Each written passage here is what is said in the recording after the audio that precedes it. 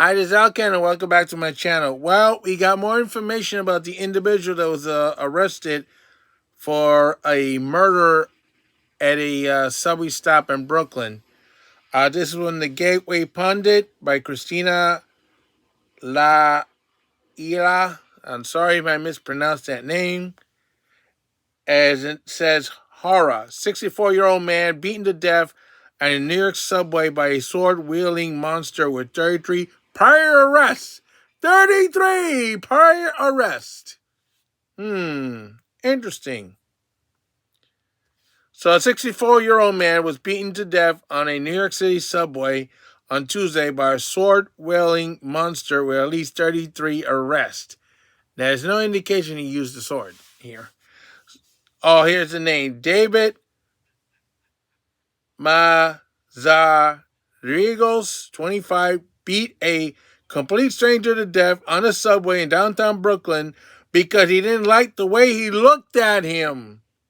Man, he looked like a piece of garbage. How the heck do I know? I wasn't there.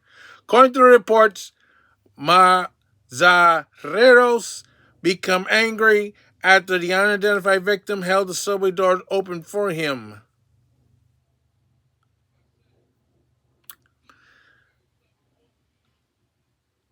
The act of kindness set him off, and he brutally beat the victim for more than 10 minutes. He held the door for him, and this is what the thanks he gets? Oh my goodness gracious. Mazarigos repeatedly punched the victim in the face and stomped on his head more than a dozen times, according to the New York Post.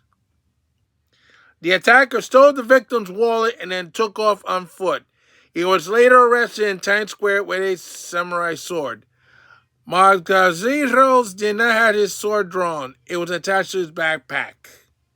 The victim was rushed to New York Presbyterian Hospital, Brooklyn Methodist, where he was pronounced dead.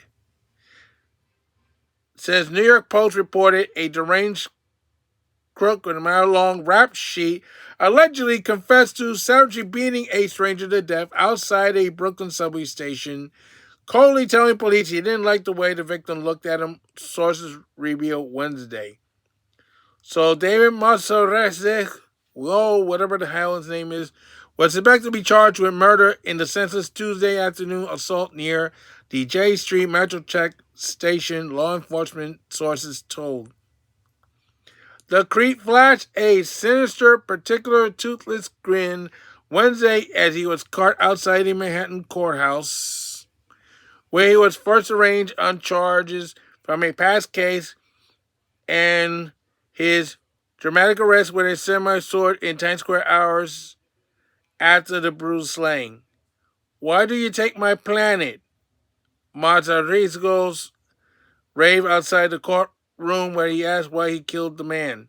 Sources say that the sicko allegedly caught to the attacking 64-year-old victim in downtown Brooklyn because a helpless man held the subway gate door open for him, an act of kindness that the hot-headed hoodlum told police he disliked.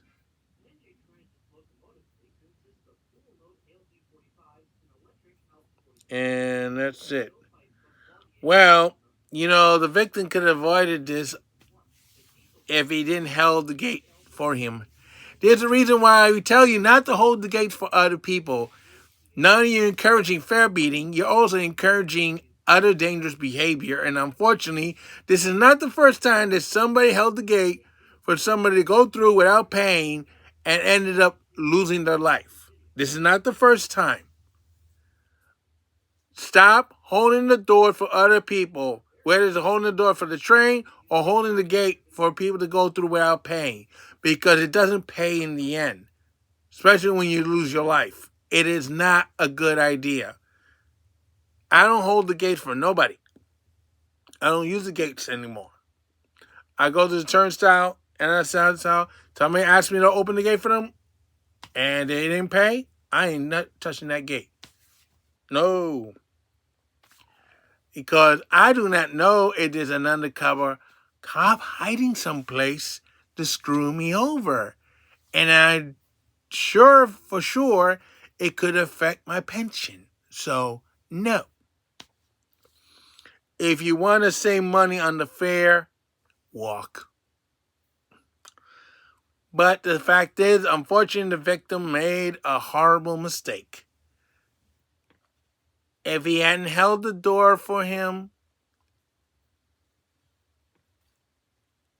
he'd be alive right now.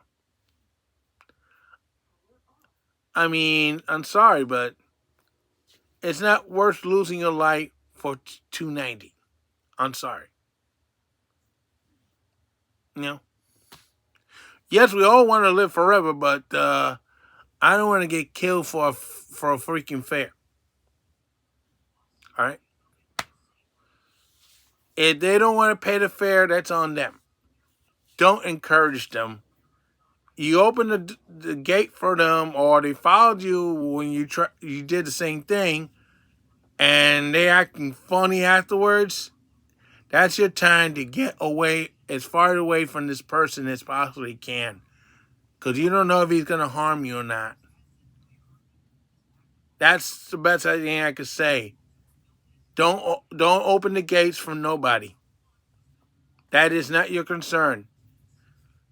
So you see, this ended poorly for the victim. And this is not the first time a victim opens a gate for somebody to go through without paying, and they end up paying the price by losing their life. It makes no sense. Talcan saying so long for now. Don't forget to stop.